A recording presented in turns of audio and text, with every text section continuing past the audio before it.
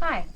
So today I'd really like to address what is the wave function and get into some things that the wave function in quantum mechanics can do for you. So we talked about this in a previous lecture, but remember that if you're interpreting particle motion from a particle point of view, so you're looking at the particle nature of light and matter, then the probability per unit volume of finding a particle in a given region of space at an instant of time is proportional to the number of photons or electrons per unit volume at that time. And so that's depicted here in this little cartoon. You can see that, say for example, this is a phosphorescent screen or something, and then the particle is incident on it, and then it exposes some of the film, for example, in that region, and then you get these counts. And you can see that in region A here, you have more counts per unit area on your screen, and so there's a higher probability that the particle is in region A than in the rest of the sample. Okay, so what you would do is you would just count up the total number of counts that you've got, and then take the number of counts in region A and divide the number in region A by the total, and that would give you your probability that the particle was in region A. So photons and particles can be counted like they're particles, and the probabilities for being in certain locations can be calculated that way. But the patterns that are formed on your exposed film or whatever are dictated by the probabilities, and the probabilities are dictated by what their wave nature says. In other words, the quantum mechanical wave function. Now, we can learn a lot about a particle's wave function by examining what we know classically about electromagnetic waves.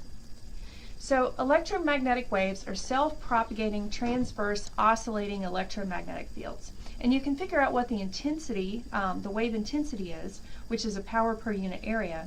It's proportional to the square of the electric field, okay? Now, brighter spots in a light interference pattern have a larger intensity. And so you could think, well, if I have a photon, a particle of light, then I know that I'm going to have more counts in areas where the electric field is larger, okay? And that would be a way of thinking about light. But we're also thinking about matter waves, and of course matter waves are not self-propagating electromagnetic fields, okay? They're something different. So if matter is a wave too, then what's waving for that? Well, for electromagnetic radiation, the probability per unit volume of finding a particle associated with that radiation is proportional to the square of the amplitude of its associated electromagnetic wave, and its particle is the photon. So the way to do about this is think about it as an analogy. The amplitude of the wave associated with the particle is a probability amplitude, or its wave function. We usually use a psi to symbolize that. And just remember, this is the same wave packet we've been discussing in previous lectures. This is the de Broglie wave packet. Now, for a particle, the probability of a particle's location can be calculated from the size or intensity of the de Broglie wave.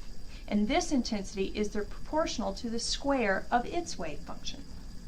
So you might look at it like this. Let's say that you have a wave and you're looking at the probability that it's located in position x sub I. So if you had the wave function of that particle, then you would square that wave function, and that should give you the probability, okay? So this is a probability that a particle lands in a narrow strip, say dx, located, centered at xi, and that would give you your probability. Probability of xi, your probability density function of xi dx, is where the probability. Now, the probability density is this p of xi, which is the square of your wave function. Now, if you want the probability that the particle is between some position on the left and some position on the right, I call it here xl and xr, then you have to sum up all the probabilities that fall in between those regions, all those little dx's. You have to sum them all up, okay? And so that would mean that you're summing up your probability density function, that p of xi, which is your wave function squared, times the width delta x of each one of the little regions that we've got here. And then that would be equal to the sum over all the possible regions from 1 to n of the square of the wave function, psi squared times delta x. So that's how you get it. Now, the architects of quantum mechanics took a lot of their ideas from statistics. since the exact position or momentum of a system can't be described because of the wave nature, right? Remember, the Heisenberg uncertainty principle tells us that we can't simultaneously know both the position and the momentum of a particle. So since this is the case, because of the wave nature of the particle, you can describe the probabilities or statistics of the system instead. And that's what distribution functions do in statistics. So if you need a little reminder, what's a distribution function? You probably are familiar with the idea of a histogram. In a histogram, let's say that you're making a measurement of something, a physical property, or say something to do with humans, like, for example, intelligence quotient or IQ, okay? So you make a whole bunch of measurements of this value for the population, and then you sort those results into bins. So for example, this is, I think, sorted into bins of width, what is that, 2 or 3 IQ points? And so somebody that has an IQ that ranges from 98 to 100, for example, would fall within this little bin right here. So you sort those results into bins, and the height of each bin is related to the probability of someone having that IQ. It's related to the probability of its occurrence for that population that you're plotting. Now, as the amount of data contained in the histogram gets larger, the bins are going to get narrower and narrower, just out of necessity. And the distribution of the data then looks more like a continuous function. And this continuous function, which describes it, this histogram shape, is called a distribution function. And of course they're named that because they describe how the data is distributed. Now in general, the probability for a distribution function of finding a particle in some volume dV, okay, so that's a little volume element dV, would be the absolute value of the wave function squared times dV. And with one-dimensional analysis, in this course, we're going to be mostly focused on one-dimensional systems and wave functions, just to introduce you to the idea. With one-dimensional analysis, that would be psi squared dx. The probability of finding a particle in some random interval then, since you're integrating a function and not over a discrete distribution, right, then you'd have to take an integral. So the probability that the particle would be located between A and B would be the integral from A to B of your wave function squared times dx. And of course it would be the area under the curve from A to B. That's what an integral is. Now because the particle has to be somewhere, okay, it's got to be somewhere, then the sum of all the probabilities over all possible values of x have to be 1. And this is called the normalization condition for a wave function. Okay? And any wave function satisfying this equation is said to be normalized. It's simply a statement that the particle exists at some point in space.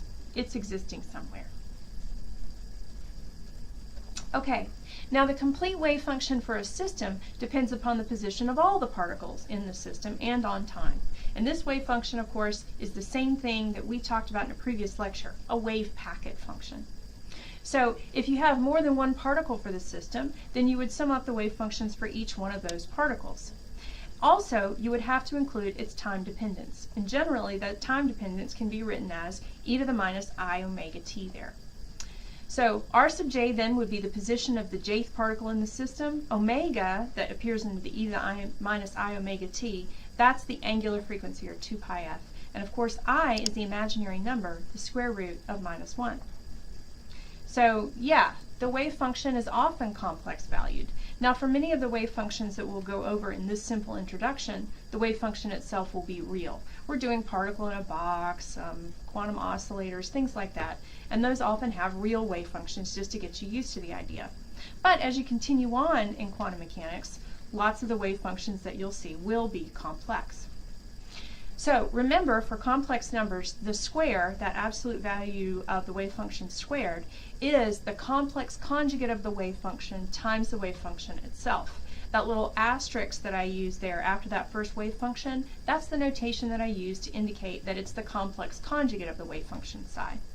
If you don't know what a complex conjugate is, I'll do a short review of complex numbers in a separate lecture. Okay? Now, even if the wave function itself is complex, when you multiply it times its complex conjugate, or take the absolute value squared, you're going to get a real and positive number. And that's essential because, of course, remember that our probability is proportional to the wave function squared. And your probabilities have to be real numbers, right? Okay, the wave function contains within it all the information that can be known about the particle. Now, it might not seem like enough, right? Because there are limitations on what we can know about these quantum particles. Remember, Heisenberg uncertainty principle, but it is all that we can know about the particle. Now, remember, your wave function can be complex, and so complex things can't be measured, but the absolute value of that wave function squared is real, and so it can be measured. It's also, as I already said, called the probability density. And it gives you the relative probability per unit volume that the particle would be found at any given point in the volume. That's what the probability density does for you. Now, if dV is the little differential volume element, a small volume element surrounding some point, then the probability of finding the particle in that volume is your probability density, which is your wave function squared, times dV. So the statistical interpretation of the wave function was first put forth by a man named Max Born. And he was a German Jew. He lived from 1882 to 1970. And he won the Nobel Prize in Physics in 1954 for his fundamental research in quantum mechanics, especially in the statistical interpretation of the wave function. He was a professor at Göttingen until 1933, and then the Nazis suspended him and they revoked his PhD in 1935, like they did for all Jewish professors at the time. So perhaps one can then understand, given his statistical interpretation of the wave function and probably his resentment of Nazis, why he made this speech when he accepted his Nobel Prize. He said, "I believe that ideas such as absolute certitude, absolute exactness, final truth, etc., are figments of the imagination, which should not be admissible in any field of science. On the other hand, any assertion of probability is either right or wrong from the standpoint of the theory on which it's based. This loosening of thinking seems to me to be the greatest blessing which modern science has given to us, for the belief in a single truth, and in being the possessor thereof, is the root cause of all evil in the world." Pretty bold statement. Born was one of four physicists who worked together to create what's known as the Copenhagen Interpretation of quantum mechanics. Now, there's little to no disagreement today about the validity of quantum mechanics or its mathematics. You'll find some people, often they email me, telling me that they have a grand theory of everything and I should just read it and it doesn't need quantum mechanics. I get these emails. But anyway, there's little to no disagreement today that quantum mechanics is valid, that it works, that it predicts reality, right? However, there is still debate about how to interpret that conceptually. How do we interpret what quantum mechanics, what the equations tell us, and put that into a mental framework that we can wrap our heads around? So the Copenhagen interpretation is probably the most mainstream one. This was put forth by Bohr, Heisenberg, Born, and Pauli. But there's other interpretations out there, and if you have a little spare time and find it interesting, I highly encourage you to look into some of them because they're really fun to think about. But for now, let's just talk about the Copenhagen interpretation. Here's a picture of Bohr, Heisenberg, and Pauli, by the way, sitting there chatting about things at a conference. Okay, so there's 8 basic principles that I'd like to go over regarding the Copenhagen interpretation. Let's get started. First, the wave function represents the state of the system, and it encapsulates everything that can be known about that system before an observation, and there's no hidden parameters. This was because a lot of people thought, when they first heard about quantum mechanics, that there must be some physics that we don't understand that underlies this, that really would give us exact measurements of everything, okay? And that we really could know everything about a particle. But then there's stuff that we would have to figure out first to really understand what this means. This is sort of the hidden parameters idea that a lot of people had. The Copenhagen interpretation says no, there's no hidden parameters, okay? It also says that the wave function is going to evolve smoothly in time while it's still isolated. Now, the second one is the properties of the system are not always compatible with one another. So this is basically a statement of Heisenberg uncertainty principle. You can't simultaneously exactly measure the position and momentum or the energy and the time for a specific particle. So certain operators or things that you can measure are incompatible. Now, third, during an observation, the system has to interact with a device. When this device makes a measurement, the wave function of the system is said to collapse, which means that it irreversibly changes to reflect only one of the possible outcomes. This idea of wave function collapse is what really bothers still a whole lot of physicists about the Copenhagen interpretation. I would say it's probably one of the most disagreed with statements of the Copenhagen interpretation, this idea of wave function collapse. A lot of people really get upset about it. But anyway, that's in the Copenhagen interpretation. The next statement says, the results provided by the measuring devices are really pretty much classical, and you can describe them in ordinary language. The next, the description given by the wave function is probabilistic. This is the Born rule after Max Born. Next, the wave function expresses a necessary and fundamental wave-particle duality. And you can measure particle-like properties, and you can measure wave-like properties, but you can't measure them simultaneously, okay? So that's the idea. It's called the principle of complementarity that Niels Bohr put forward. Next, the inner workings of atomic and subatomic processes are necessarily, essentially, inaccessible to direct observation, and that's because the act of observing them would affect them. This is similar to the double slit experiment that I talked about in a previous lecture. If you shoot a beam of electrons at two slits, the electron will either go through the left or the right slit, and there's a probability for each one of those outcomes. But if you attempt to influence the outcome of the experiment, say by covering up one of the slits, your interference pattern will completely change, okay? And so that means that you have affected and essentially destroyed the experiment that you were trying to do. Finally, when quantum numbers are large, they refer to properties which closely match classical descriptions, and this is called the correspondence principle. As the particles get large, as the energies get high, so on and so forth, it starts to look more and more classical until eventually it reduces to the classical solution to the problem. Now, I'd like to quote Thornton and Rex's Modern Physics because I think here it really sums up nicely the Copenhagen interpretation. Physics depends upon the outcome of the measurement.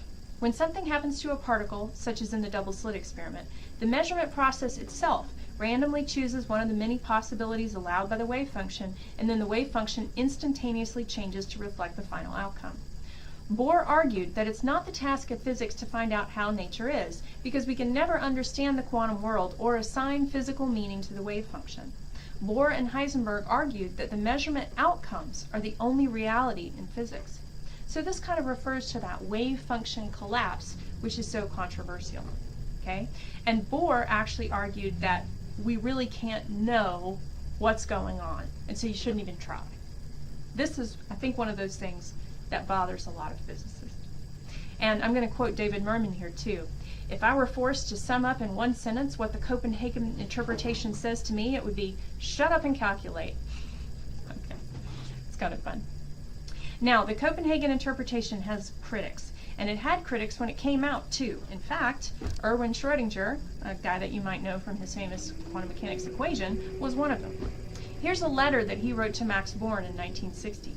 Maxwell, you know I love you, and nothing can change that, but I do need to give you once a thorough head washing. So stand still.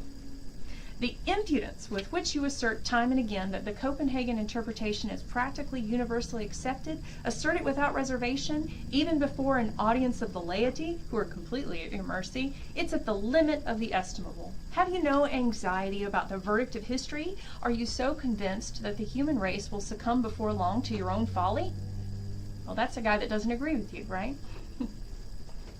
So, like I said, there's a lot of different interpretations of quantum mechanics. One of my favorites is the many worlds interpretation. I just like the idea of it, and I certainly like all the science fiction shows that come of it. I really enjoy those. So here's a sum up of the many worlds interpretation. Many worlds implies that all possible alternate histories and futures are real, each representing an actual world or universe. In layman's terms, the hypothesis states that there's a very large, perhaps infinite, number of universes, and everything that could possibly have happened in our past but did not has occurred in the past of some other universe or universes. So that's a fun one to think about. And it's a theory that's gained a lot of ground over the last 20 years or so, partly because of the rise of quantum computing. It seems to be the favorite theory of many of the people that are doing quantum computing research. Now there are others, and if you'd like to read up on them, here's a fun article I found. It's way too much for a simple lecture in a introductory modern physics class, but there's the link for you. Okay, well, I hope you enjoyed that, and I'll see you next time.